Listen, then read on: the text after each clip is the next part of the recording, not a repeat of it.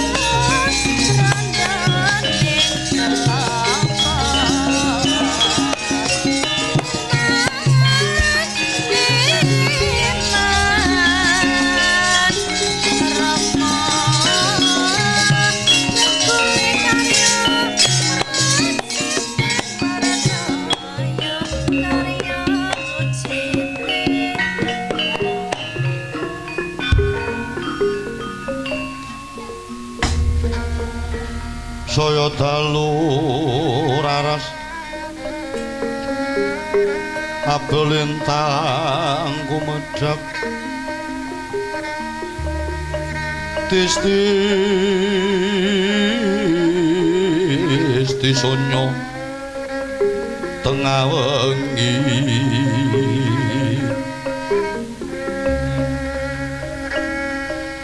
ala mranggang daning bus pito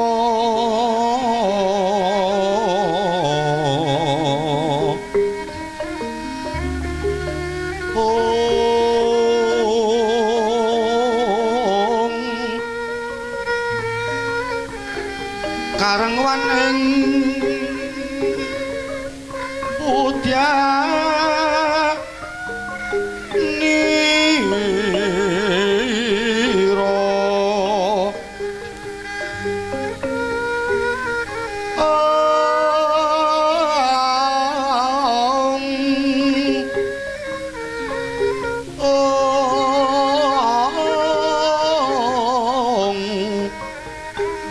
sang Dwijwara ambrengeng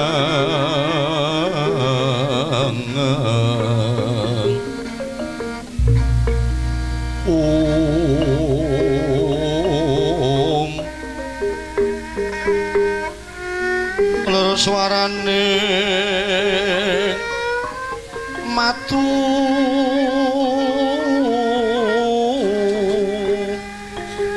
branto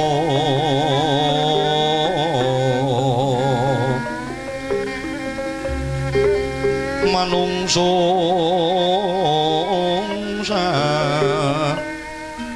rene kembang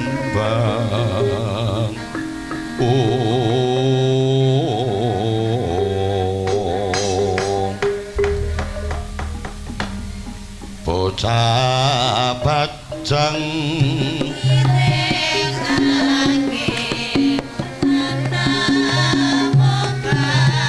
Thank you.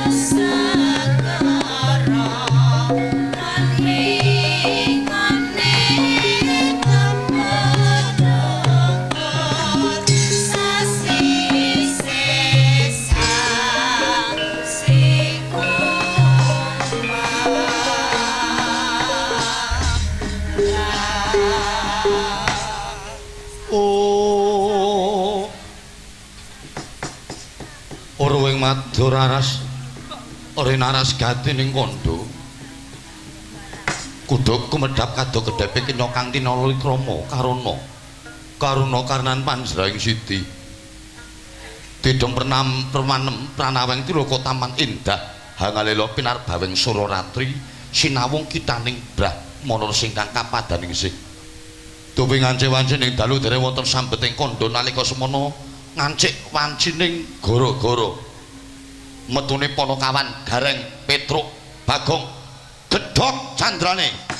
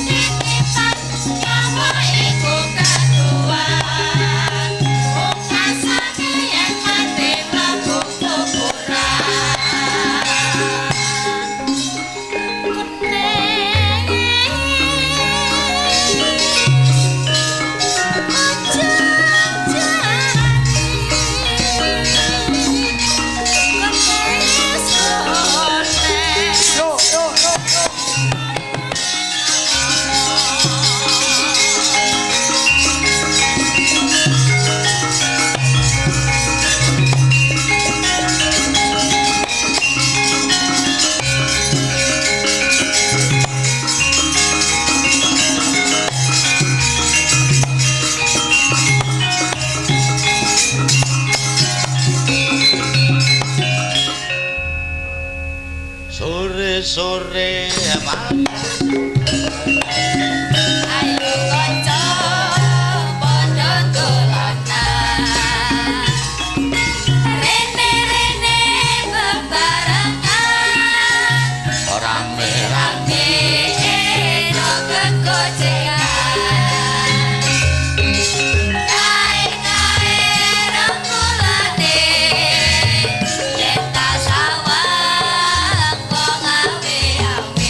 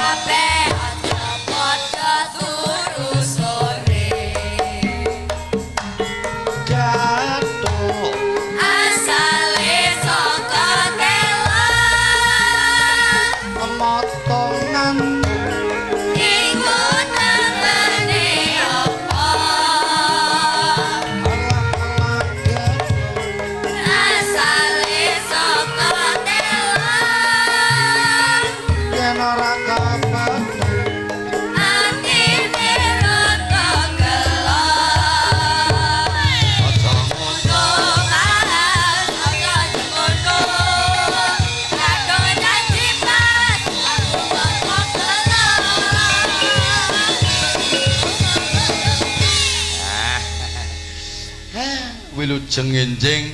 Assalamualaikum warahmatullahi wabarakatuh. Enjing Mas Gareng. Sugeng enjing, Truk. Gong. Heeh, sugeng enjing, Truk. Iya.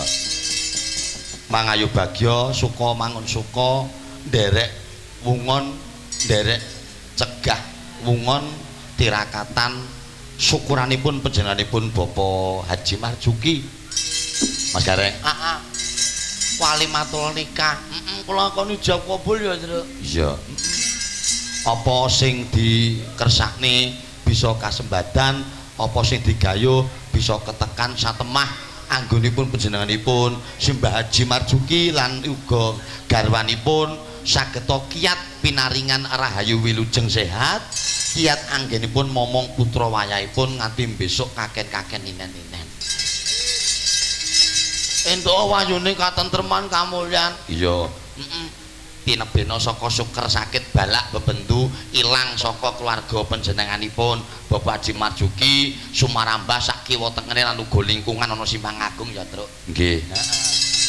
Merga ya ngene Mas Gareng nuwun sewu iki ana minangka dadi perubahan iklim perubahan cuaca. Lek cara Jawa iki minangka galengane taun bengi iki Mas Gareng. Ngono. Kuwi lek minangka ana perubahan cuaca dadi galenganing taun sakala mangsane iklim sing berubah kuwi rentan karo sakit awak kuwi nggone nampa karo perubahan iki perubahan cuaca perubahan iklim iki mengko mbaka sithik alon. Lah nalikane perubahan iki mesti awak sing nampa ki mau ya ana sing greges, ana sing watuk pilek, ana sing demam virus, ana sing sirahe mumet, ana sing mripate panas, ana jarene dengkule iki ngethok-ngethok, ana sing jarene sikile mlethek-mlethek. Lah iya. Kuwi mau merga minangka galenganing taun, minangka perubahan cuaca. Virus suker sakit mulane ayo awake dhewe kudu tansah jaga kesarasan, kudu tansah jaga kesehatan. Carane pola hidup sehat Mas Gareng. Pola hidup sehat kuwi kepiye, Truk? Yo dahar utawa ngunjuk, maem utawa mimik kuwi ya sing sehat utawa anjurane saka kesehatan kuwi 4 sehat 5 sempurna. Kaya dene lauk pauk, sega lan sak piturute engko dijangkepi karo ngombe susu. Oh iya. Nah iya. 4 sehat 5 sempurna ya, Truk. Iya. Jaga kesehatan vitamin ya lek pancen ya iso tumbas vitamin buah-buahan aja lali ngombe lek wanci awan rada diokahi lek kudune 2 liter ya dibunjuli kudune 3 liter ya dibunjuli lek bengi aja nemen-nemen sing ngunjuk toya putih utawa dahar utawa ngunjuk lek wancen bengi rada dikurangi.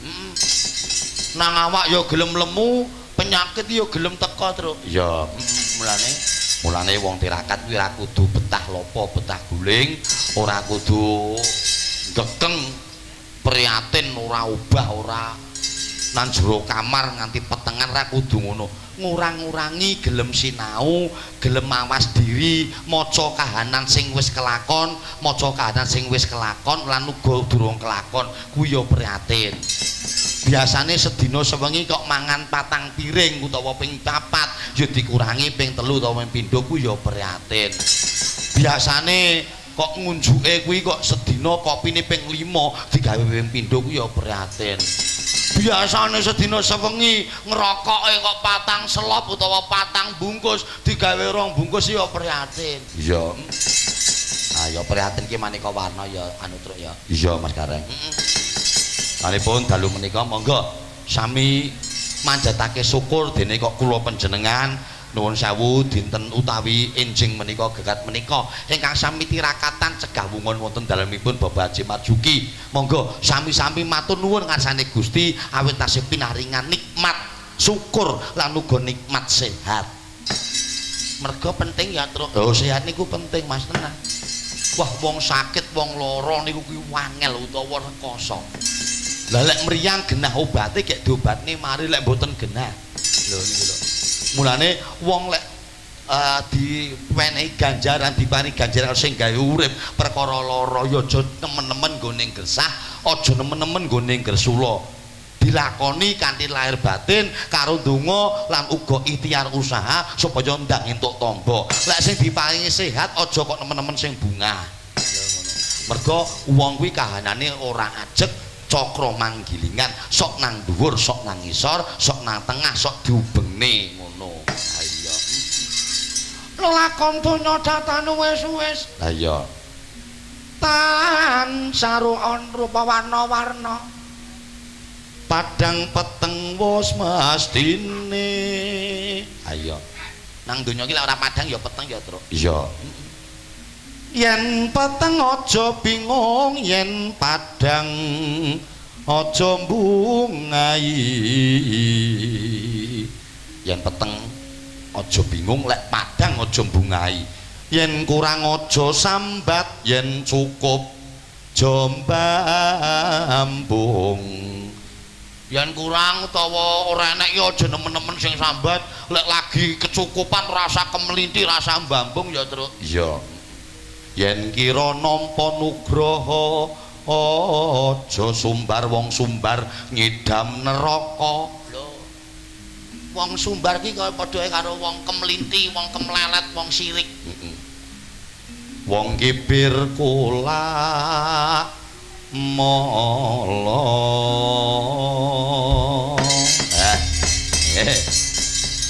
Kegambarane donya iki ngono kuwi Mas Gareng ya ana peteng, ana padang, ana wedok, ana lanang, ana bungah, ana susah, ana guyu, ana nangis. Ngunane lek lagi bungah ora usah bungahi, lek lagi sedih aja banget nggone bingung, nggone gresah. Kaya sing tak aturake ngarep mau, cakra manggilingan. Wong ki mung gentenan Mas Gareng. Bojo ki ya gentenan ora Truk. Wah. Wong tetek ngomong.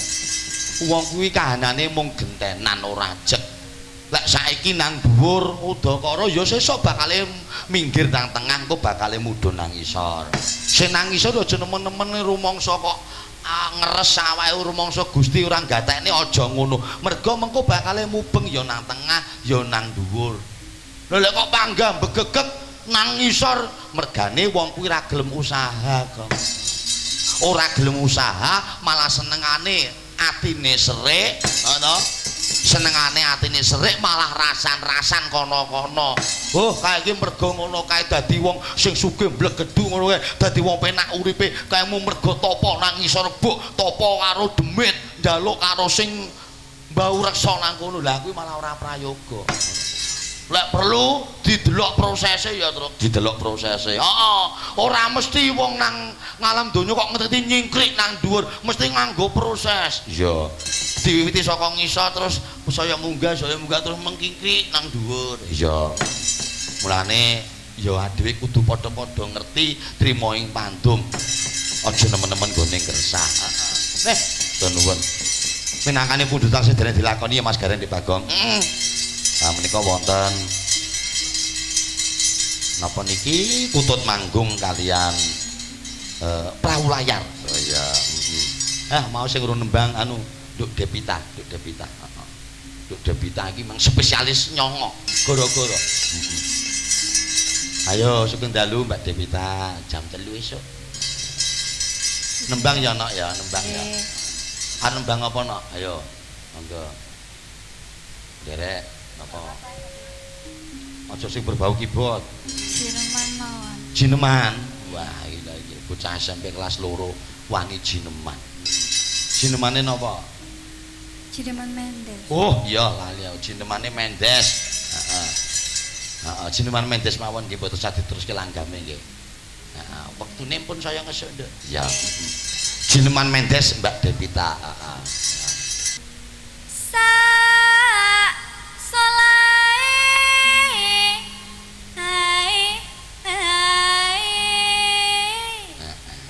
Mendes tenan kok. Nyanyo ayo. Akaryo sengsemi Sripat Sripit Parati Ayu tulus sing ati janji ora melenjani Amin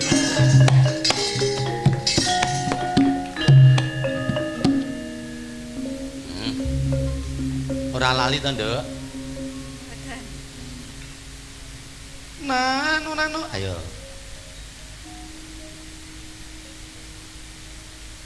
Dasar anjir ngono nemu kiring. nyocrot Pendo.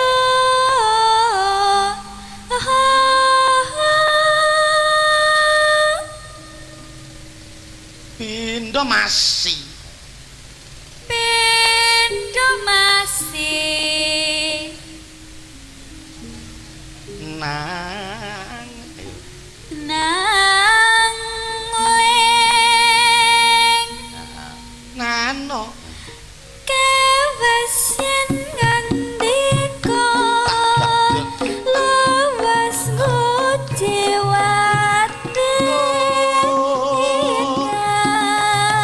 kalire nang wati mencotake sapa wae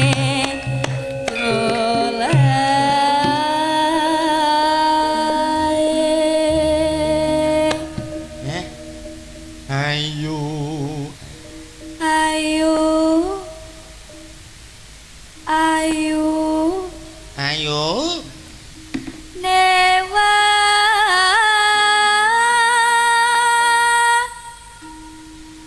notya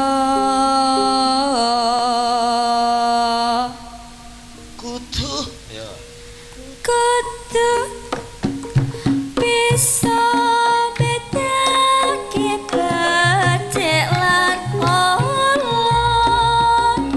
pala sing waspada aja lali mring bebaya prayoga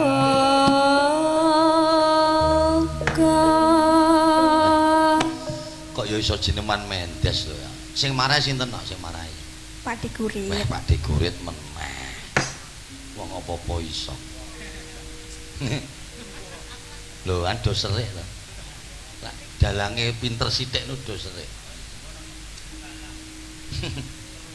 Mendes kenes ya Mentes kanes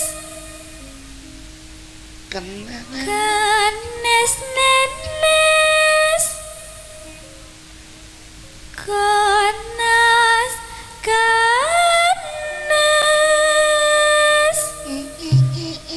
tak ndoleh pacaane ayo pacaane regel mujiwate do endah prekase Sinang le kapripatene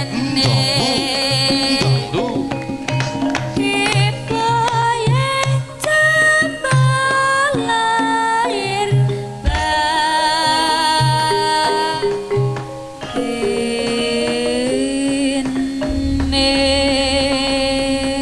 matur nuwun Nduk Devita. Sami. Aja kendhat, aja leren sing sinau. Lek wis iso Mendes liyane, engko disinaone karo ibu-ibu sinden, karo bulik-bulik sinden, karo budhe-budhe sinden. Aku ora iso iki, Budhe ora iso iki, Mbak. Piye? Tekok karo pakde-pakde simbah-simbah pengrawit ngono. Dadi ora mung sitok-tok, sinau terus, aja nganti leren. Awakmu dadi penerus karo Mbak kaya karo Mbak Sekar, Mbak Roro, terus Mbak Prahoro. Ya. Nggih. Aku tak njaluk kutut manggung. Iki sing sepuh-sepuh genti para ibu-ibu. Kutut manggung diwiwiti saka Mbak Sasti. Mbak Sasti, Mbak Yeni, terus Mbak Wiwit. Mak Sasti, Mak Yeni karo Mbak Wiwit. Mama njaluk susu, Mama. Sabar. Tasik dipadoske, dipereske. Susu pedes, Pak. Susu jaran. Ayo gedi pengkal. Ayo kutut manggung yo.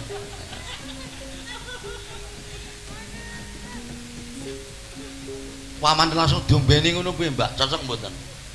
Langsung teng wadahe ngoten. Nggih, langsung diombeni langsung. Masuk niku. Iya. Wau ngendikane susu panitia to? Napa? Jenengan nyuwun. Nggih, nyuwune susu panitia. Lah nggih. Dadi langsung diombeni susu. Emben, langsung ya. Oh langsung. Nggih. Jam 3, 5 Oh, menit. nggih. Lakone sik dawa banget.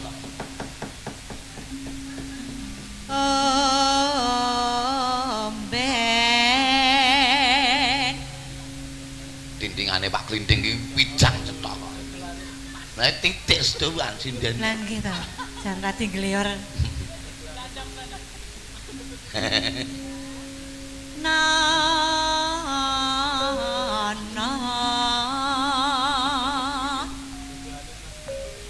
hatta amben nana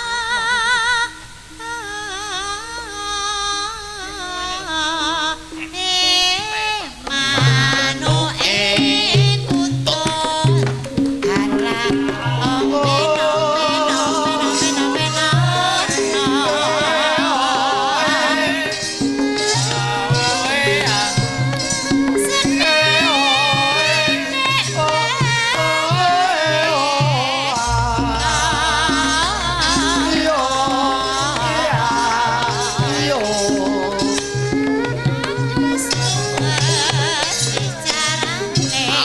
Bapak nganggo mangga. Oe oa. Oh. Aduh. Ayo. Ibu Yeni sing genti anu makani. Oh, Mbak Sas sisian ya derek. Monggo dibagi wong telu. Go sing wong papat iki gen praulayan.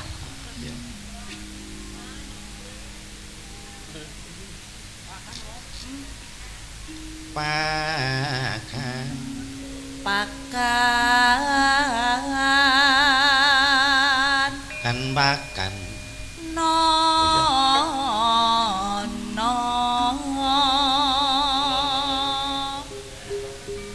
tak ata pakan pakan non ya manuke kuwi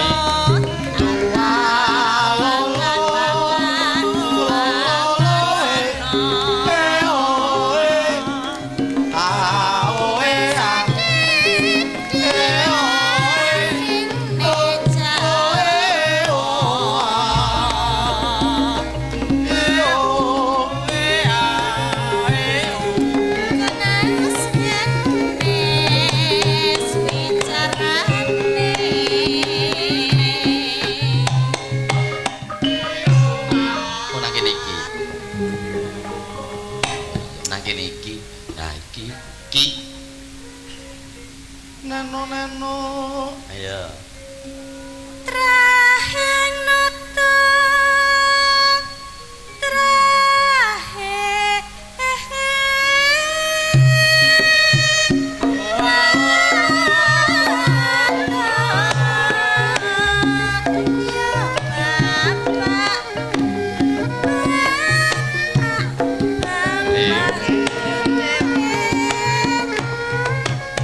nano nano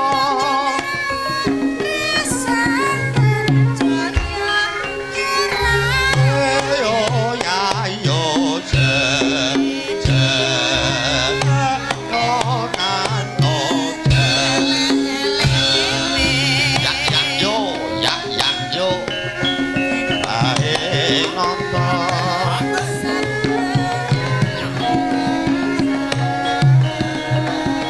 janji sabar lan ora kesusu sawahe jembar warene lemu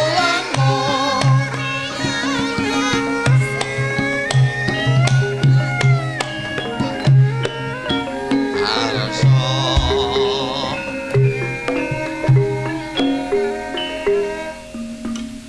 ni menika sampun dipun kumandangaken wujudipun kutub manggung. Kutub manggung lokalan. Dadi suarane cilik-cilik. Ah ya lek Bangkok glogori truk. Iya. Iya. Susu Indomil wis teko. Papat jiro lu, ayo saka Intan Prahara. Karo Rara. Ayo Rara Buyung. Terus mrene karo Depita karo Sekar. Ya Rara Humpipa. Iki nganggo cara gayeng. Digarap nganggo gamelan. Apa, Gong? Anu. Iki sapa jenenge? Perahu layar. Iya. Kanggo pungkasan ya, Truk? Iya. Gek maksud ke lakone. Oke. Ayo, siap. Wong papat, cah papat nyekel mik kabeh. Sik, lupat. Ayo. Rotung tong tong tong tong tong. Ayo Bang Jon. Wedoh tanggap tenan kok.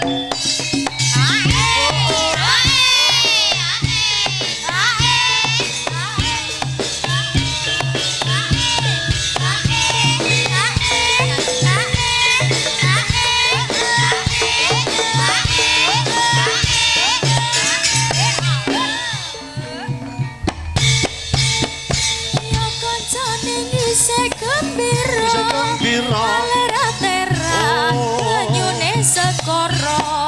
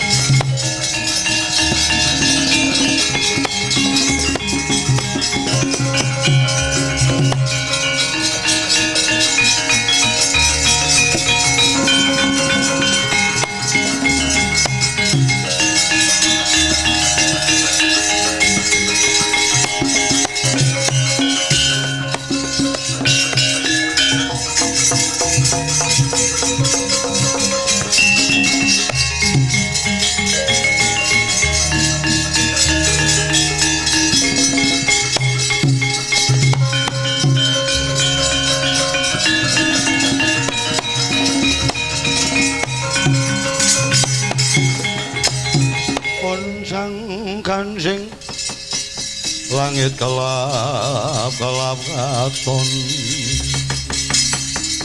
lerginin sanging alis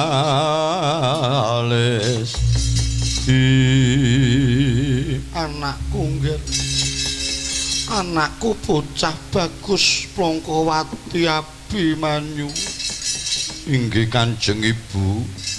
Kanjeng Ibu Sembadra Bekti kula katur iya nggih wis tak tampa pabekti muraliwat pangestune pun Ibu tumantu kelawan jeneng sira iya nggih anakku Bimanyu pun Ibu ya melu bunga ya melu mongkok merko nyawang kelawan siramu ya nggih inggih Kanjeng Ibu Sri Kandi Bekti kula ngatur iya wis tak tampa nggon mung ngaturake bekti ora liwat pangestune pun Ibu ketumrapo kelawan jeneng sira Abimanyu nggih anakku Abimanyu pun Ibu mongkok bungah dene nyawang anakku Abimanyu wis katon santosa lair lan batine wis dadi satriya pitataning jagat kula inggih Ibu menika awit saking berkah pangestu paduka Kanjeng Ibu nggih tembung satriya kuwi wilange saka sakuwi siji tri kuwi telu-telune kudu mbok cakup dadi siji nggonmu dadi pepetringaning jagab kudu ambek adil para marta ngenaki marang sesama aja mban cindhe mban ciladan nggonmu njejeke adil miwah bebener aja nganti ana barang sing gawe kuciwa satemahmu cemake asmamu yo nggih wis paker dawuh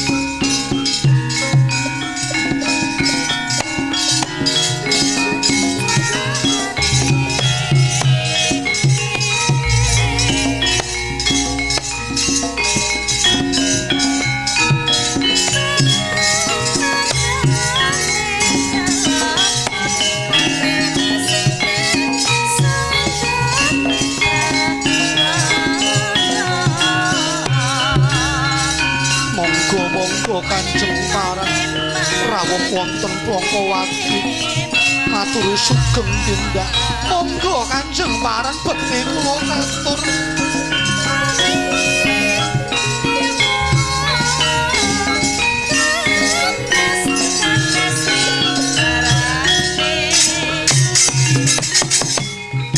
Kanjeng Parang Kang Arjuna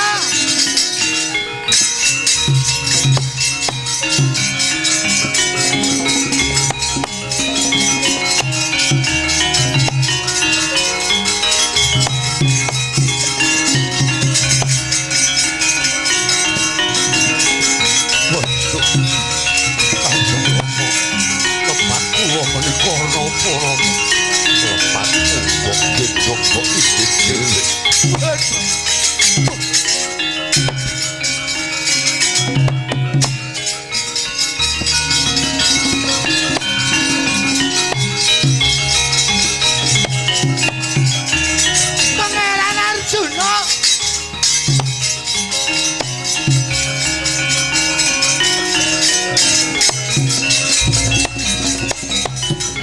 sing ndok kersake menika napa lho Kanjeng Parang Pangeran Arjuna anggenipun prapta dhateng Plongkowati satemah kok ngajar dhateng Kang Putra Abimanyu kula Sri Kandi ingkang mboten nrimaken kula ingkang mboten nrimaken Yayi Sri Kandi aja dadi pepalange Arjuna ayo sumingkira awit dina iki Abimanyu bakal nampa paukuman nampa prabodha adil ana negara Ngamarta merga wis manuk wani nyolong Jamus Kalimasada tobat tinemu pirang perkara kok dene anak kula Abimanyu menika nyolong Jamus Kalimasada paduka ampun merjaya dhateng Abimanyu dhateng ampun ngukum dhateng Abimanyu menawi paduka tetembe gugu makutha wonten badhe ngukum dhateng Abimanyu kula ingkang mboten trima kula ingkang dados pepalang paduka pangeran yen pancen kowe dadi pepalang Maragagi kelakon ketandangan dening Arjuna aja takon dosa Yayi Tobat. Arep wani karo wong wedok, arep nyentolani karo wedok. Monggo. Ayo Jatasa. Tinimbang Abimanyu sing ndok Pulasara, iki Sri Kandi Jatasen. Kok meneng bae? Apa ora wani karo Sri Kandi? Lek pancen Kanjeng Paran ora gelem jotos, Sri Kandi sing jotos dhisik.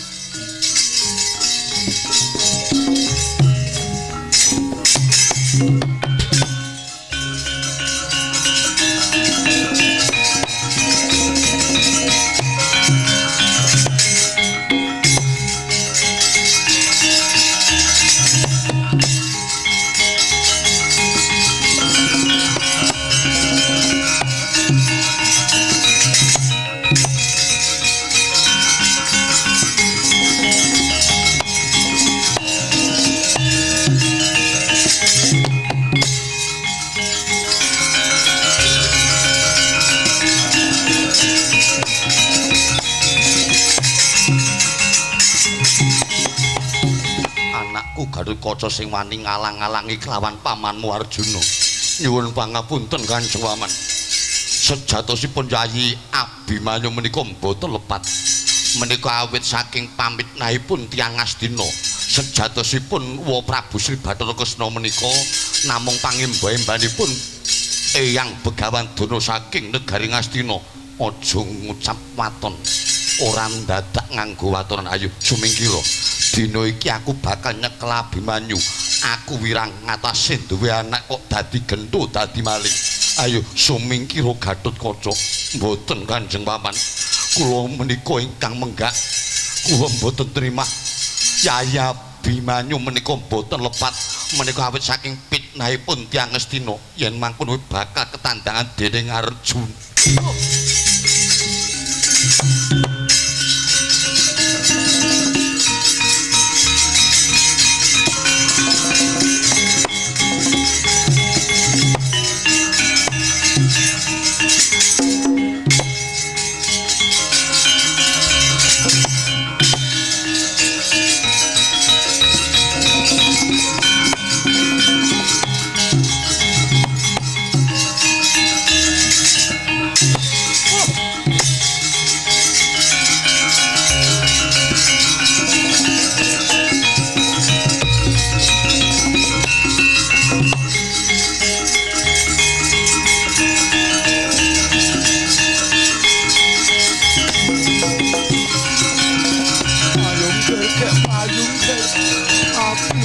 Bapakmu edan ayo mas.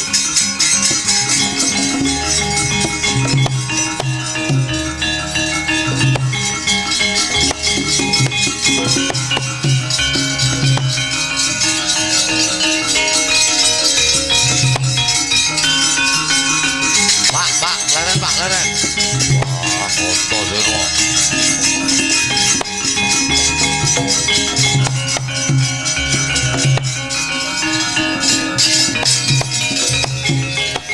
Ngalang-alangi nggonku bakal nyekel Abimanyu.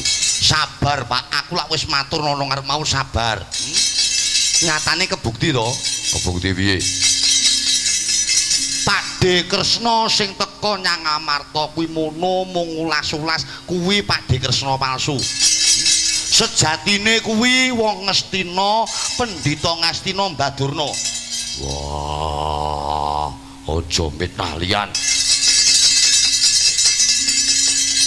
Apa Durna kaya ngono, elek kaya ngono kae gurune bapakmu.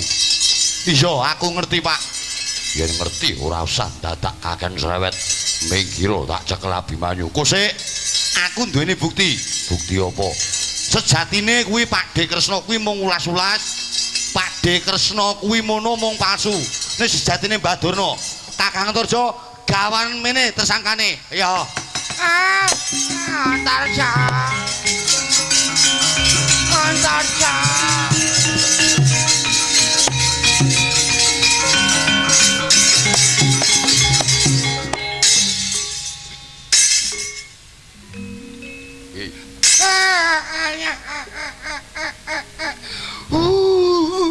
Anakku garwa udara. aku dipala karo anak-anakmu Antasena Mantarja. Ayo ngaku apa ora? Ayo Mbah Durna, ngaku apa ora? Lek ora tetep kowe engko dadi bandang nganti teko negara Ngamarta, tak cencang ana ngalun-ngalun.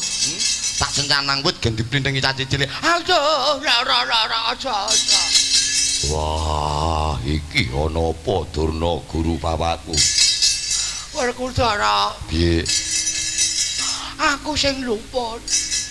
Aku dosa Werkudara. Dosa kepiye?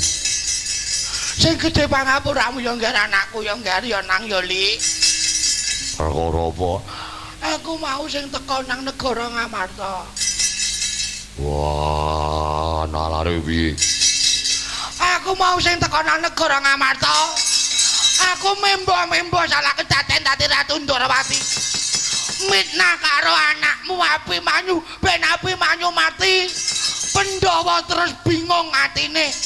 Lara Pandhawa sirna ngestina Surak Gumuruh. Wah. Gede pangapuramu Werkudara. Aja nesu.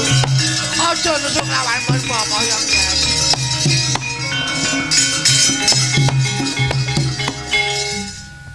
apa Durna? Sujune kok aku durung kepethuk karo anakku Abimanyu.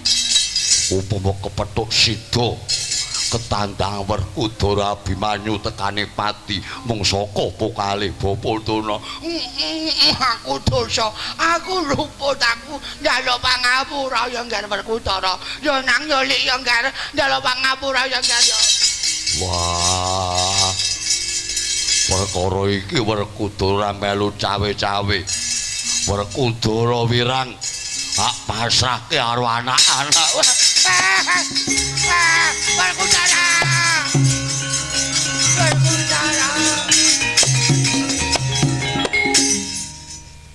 Werkudara. Werkudara.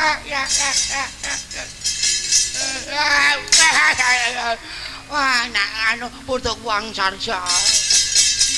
Bapak wis rangi-wangi kowe. Murid duraka kae. Wis diantemi ngono, Kang. Wis aku wis ngaku wis. Iki Yai Abimanyu sik dadi buron. Lek nganti ana apa-apane kowe sing tanggung jawab, kowe tetep nampa pahukuman saka negara Ngamarta. Bondo meneh, bondo.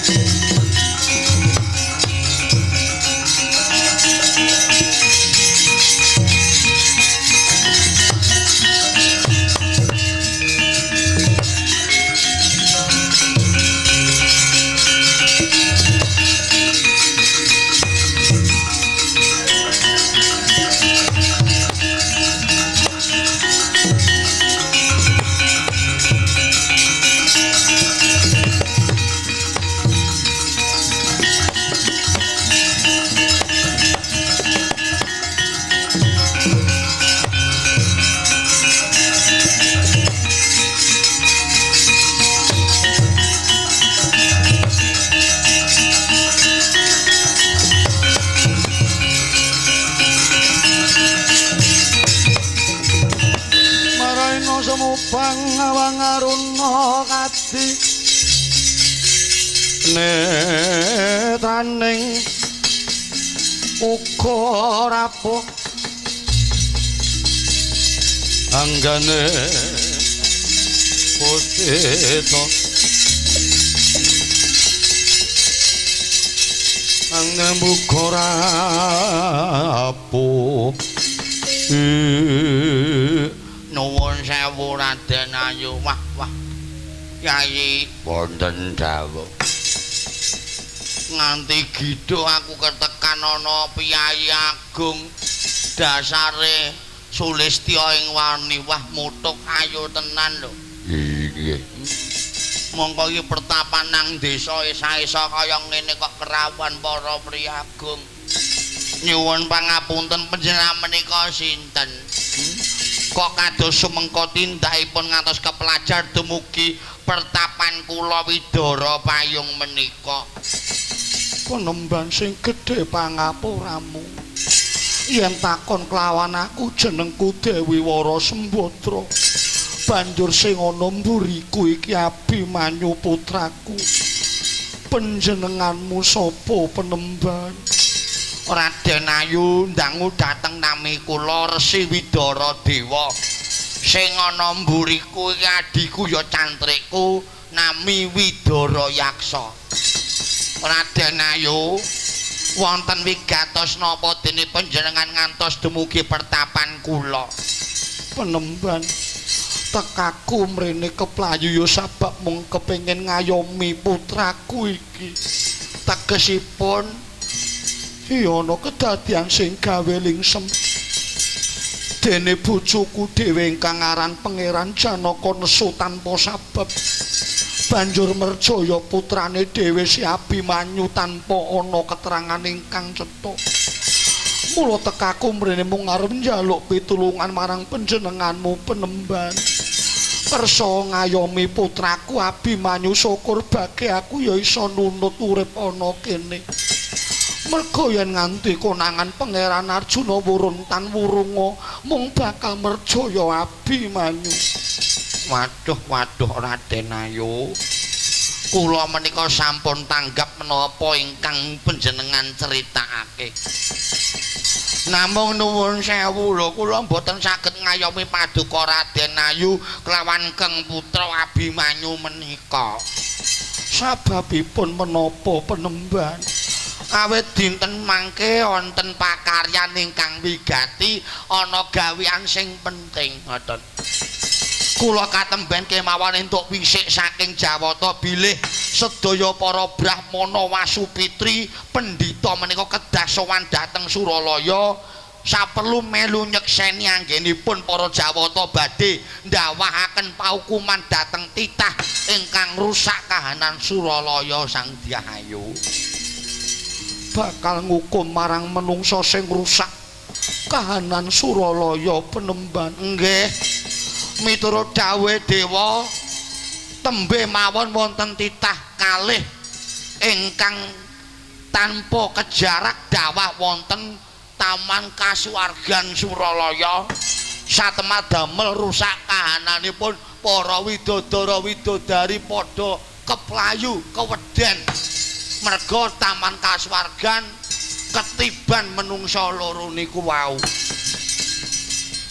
ditani wau kalih cacahipun jaler kalih estri wong lanang karo wedok nggih titah sing tiba ora kejarak mau lanang karo wedok banjur jenenge sapa penemban aku kepengin ngerteni Raden Ayu miturut kabar sing kula tampi tiyang kekalih wau paring asma lek mboten klentu lho niki iya penemban niku Dewi Sri Kandi banjur ingkang jaler nami Raden Gatotkaca Rangayu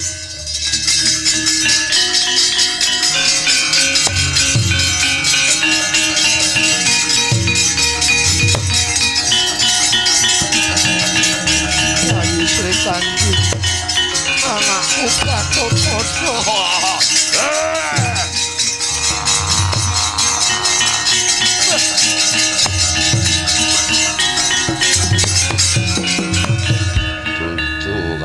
awake dhewe. Dewa luput, dewa tumindak ora adil. Titah ora duweni dosa, ora duweni luput. Ingkang tanpa kasengaja tibana kasuwargan lah kok arep dipidana. Oh, penemban. Dina iki aku njaluk tulung karo kowe. Nggih, lah kok dadi buta. Wong wedok ayune ngono nesu kok dadi buta. Iya. Merga sing arep dihukum nang Suralaya kuwi dulurku wedok karo anakku lanang. Dina iki aku titip anakku Abimanyu aku tak munggah Suralaya. Dewa ora gelem ngulungke dulurku wedok anakku lanang. Wah, tak ora arek sisan Suralaya. Monggo Raden Abimanyu monggo.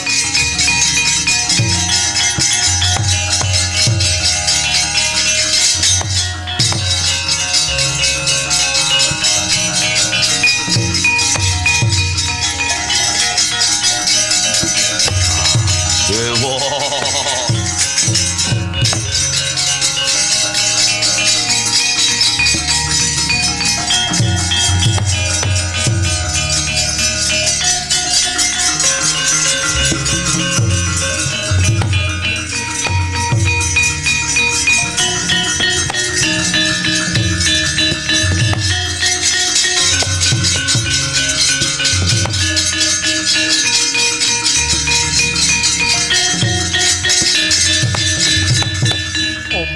Mastu Kakang Guna Resi Narada wonten dawuh Adi Guru anggone panjenengan ulun bakal paring pidana kelawan titah Pujangkara Dewi Wara Srikandhi kelawan bocah pringgondane Gatotkaca Kakang. Lah kok dadi wonten satunggaling diyu raseksa ingkang ngamuk punggung ora ngarek kahanan Suralaya Kakang. Lah niki wong becik ketitik ala ketara sing salah niku bakale selek. Tegesipun kados pundi Kakang? Lah panjenengan niku lho. Titah Pujangkara nampi Wara Srikandhi kaliyan Gatotkaca menika mboten luput ngoten. Anggenipun dawuh wonten Suralaya menika mboten kasengaja awit menika kenging jemparinge satriya Madukara pun permadi. Lah kok jeneng ajeng hukum menawi kok wonten buta munggah ora ngarek Suralaya niku pun nyata ngoten. Niku piwalesing Gusti dhateng Paduka. Wong boten salah kok dihukum niku narane dos pundi. Dewa. Lah dalah teko tenan butane.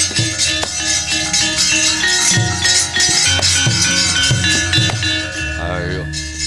Dewa yen pancen dewa ora kena dipundi-pundi lek dewa pancen ora gelem dijeni ayo ora sah ndok balekke dulurku wedok anakku lanang tak ora arek Suralaya. Leren buta lereno. Kakang Narada kados pundi Kakang? Pun to pun. Dek diculke mawon. Titah loro titah kalih wau dipunculke mawon.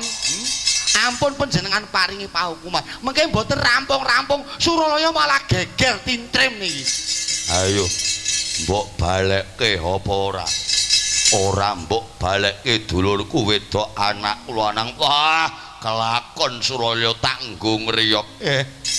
Titah Pujangkara dina samengko mara gage midhangna dawulun Dewi Wara Srikandhi lan kaki Gatotkaca bakal ulun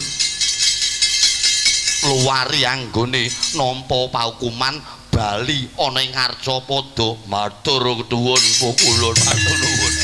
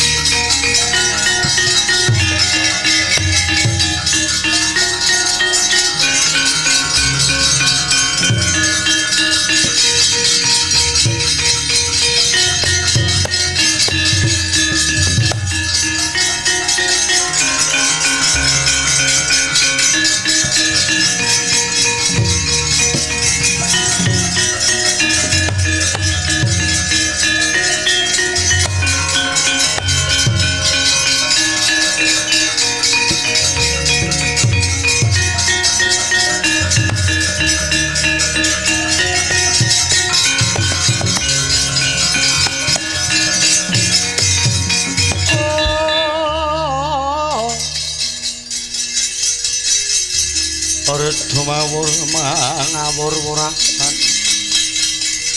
ngarane ngacure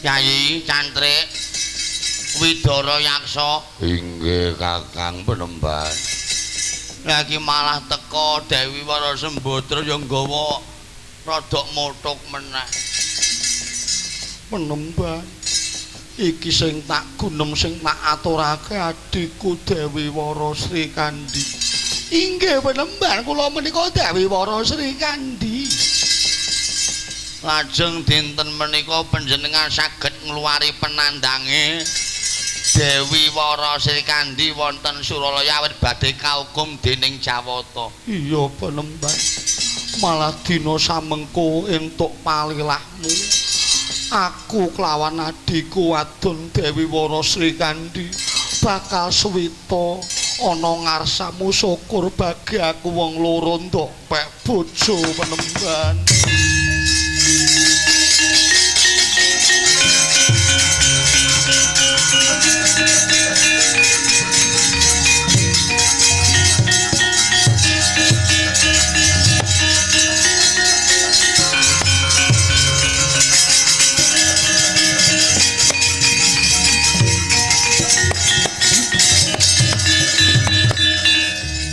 nggonku nguyak mbujung playune Abimanyu lah kok dadi garwaku sakarone Sembadra Sri Kandi wis mapan ana kene menika sinten enten biyayi kok baguse ora ilok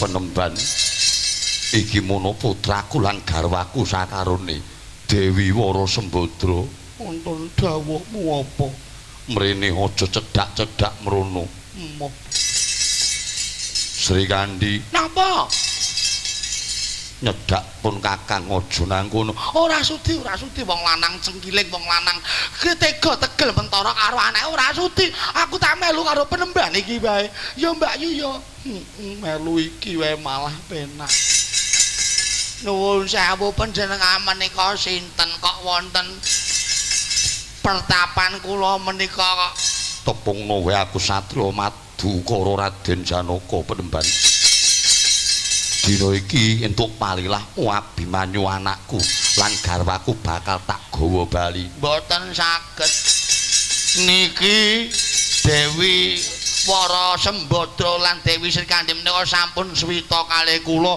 purun kula pek bojo mboten saged niki nggih purun dadi anak kula ngoten panjenengan mangkondur ampun ganggu gawe kalih katentreman kabagyan kula waduh pendhita edan ayo ndok ulungke apa ora mbok ulungake kelakon ketandangan Arjuna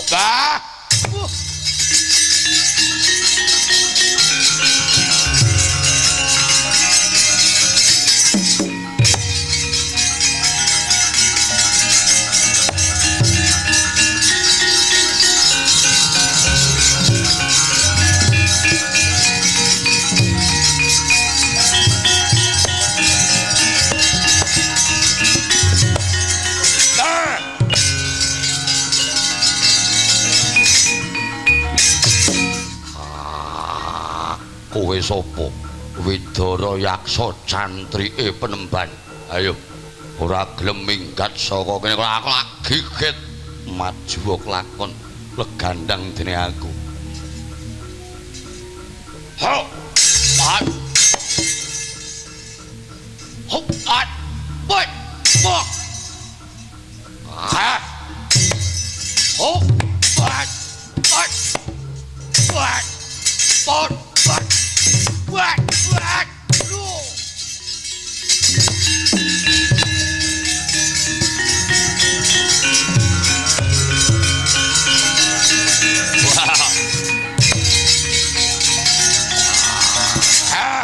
Wow! Oh! Oh!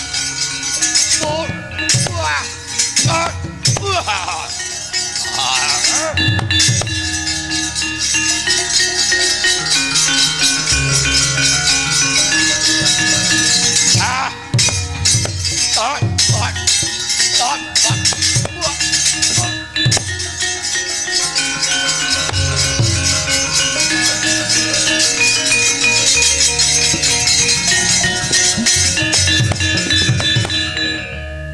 Mas nyuwun pangapunten. Kakang Mas Roko. Lho. Lah kok dadi Yayi Setyaki nggih. Nyuwun pangapunten ingkang agung. Kula menika dipun ajak. Lho, dadi buta iki mau Widara Yaksa sejatine. Nyuwun pangapunten ingkang rayi lisan kula kula Setyaki. Yen buta iki mau cantrike sejatine Yayi Setyaki. Banjur pandhita kae mau paduka kok kalepyan. Mongko kondang binelah panitise kaya lumah lan kurepe arepa beda rupane ning mesti tetep mambu gandane. Waduh Koko Prabu.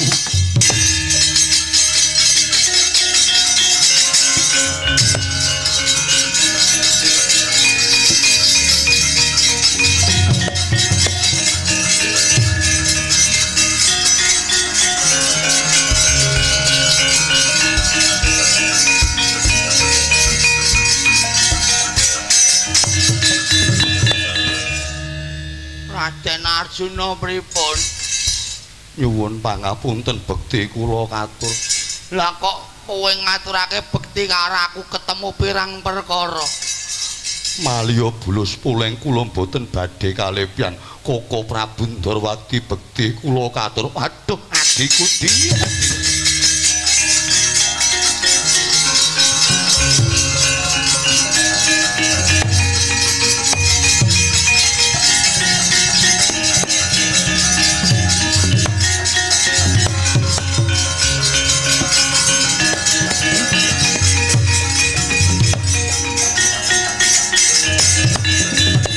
Yayi kadangipun Kakang Yayi Janaka. Inggih, bekti kula ngatur. Ya, wis tak tampa pangestune Kakang Tampanono Yayi. Inggih, Koko Prabu datang gen kula mundi. Piye?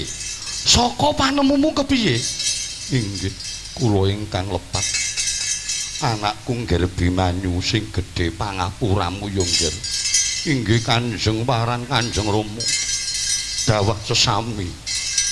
Kula nggih ngaturaken bekti kula nyuwun pangapunten sedaya lepat kula Kanjeng Rama. Iya ngger kowe ora luput. Yayi, mangerti ya. Nggone pun Kakang kuwi membo-membo dadi pandhita nglakoni tapa rame ana ing pertapan Widara Payung ngono. Sejatine mung bakal nggayuh kanugrahan ingkang tumurun. Ingkang kasebut kanugrahan kuwi wahyu katentreman sranane pun Kakang kudu tarak brata priyatin memba sudra dadi pandhita sinartan amundi pustaka Jamus Kalimasada Yayi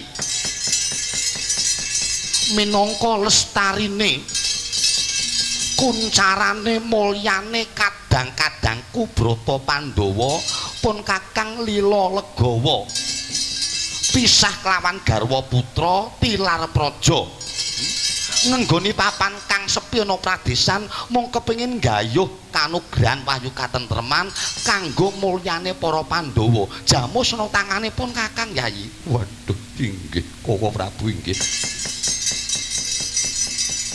Kula ingkang lepat. Ya yen mangkono dina iki siah wis gamblang. Ayo. Ayo kondur menyang negara Ngamarta.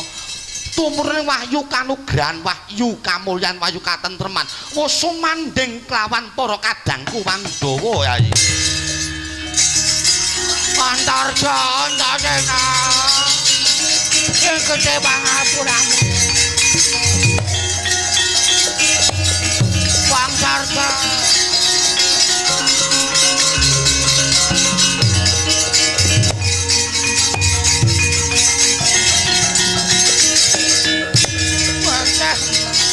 Masuk nuwun dalawan.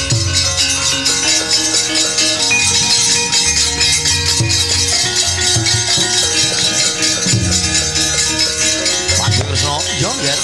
Tunggu. ya.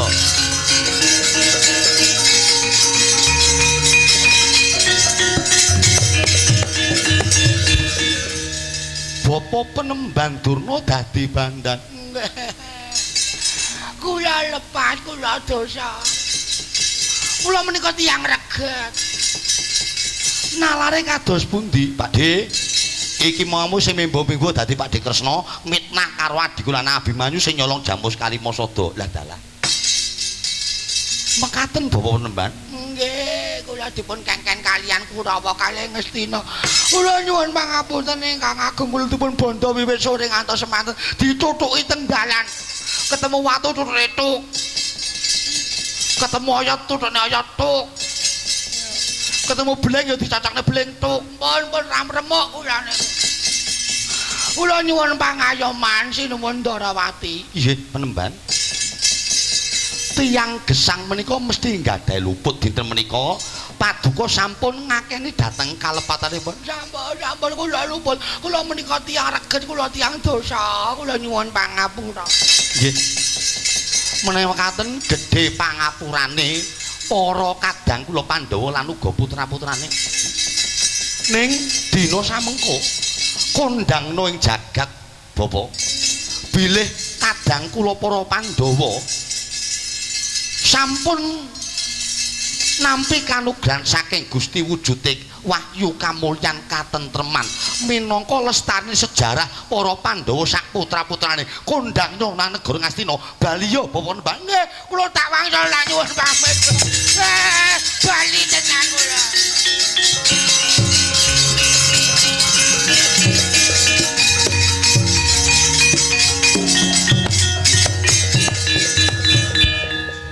Kae Mbah Durna diculne. Culne mesakno. Kae mono mung balang sak umpamane dibalangke ngulon-ngulon, balangke ngalor-ngalor. Mesakno ya Antasena. Ya wis tak ngomong karo Bapak Werkudara lek ngono. Nuwun pamit ku. Ya nggih.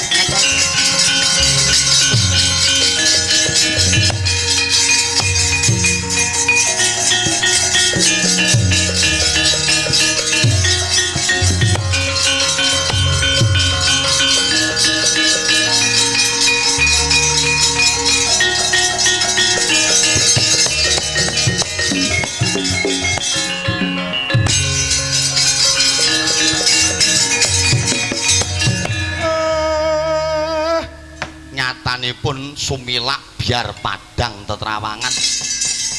Kakang Semar Badranaya nggih. Wiwit sonten ati kula menika pun deg-degan. Wiwit sonten wila menika ati kula pun sir-siran ilange Jamus jebulanipun ingkang mengku ingkang ngasta ndara kula sinuwun Darawati. Iya Kakang. Nggih. Kula sampun cetha kula sampun gamblang. Mandhapipun kanugrahane Gusti lumantar Jawata wujuding kanugrahan wahyu katentreman. Sakmenika sampun panjenengan asta sumanding dumateng sedaya momongan kula para Pandhawa sak tedhak turunipun. Ngakar kaya mangkono Kakang. Nggih. Sinuwun. Kula tak matur. Kanthi mandhapipun kanugrahaning Gusti wujude wahyu katentreman ingkang sampun sumanding nata Ndrawati sak pendhawane menika dados pertanda lelakon dalu menika sampun tutuk lakon menika pun paripurna. Paripurnane lakon menika mugia sageta sumarambah rumembes rumambat dumateng keluarga agung panjenenganipun Bapak Haji Marzuki sak garwanipun sak putra wayahipun sak tedhak turune mugi-mugi tansah pikantuk wahyuning Gusti pikantuk wahyuning katentreman pikantuk wahyuning kamulyan kabagyan. Sesanti kula slameta sing nanggap slameta sing ditanggap slameta sing nonton tanggapane. Iya Kakang Semar kaya mangkono nggih. Lepat anggen kula matur sak kanca ruwang dumateng ingkang mengku gati nyuwun pangapunten. Suminten ketibananda cekap semanten atur kula. Akhirul kalam. Assalamualaikum warahmatullahi wabarakatuh. Ndara Werkudara mang joget ndara.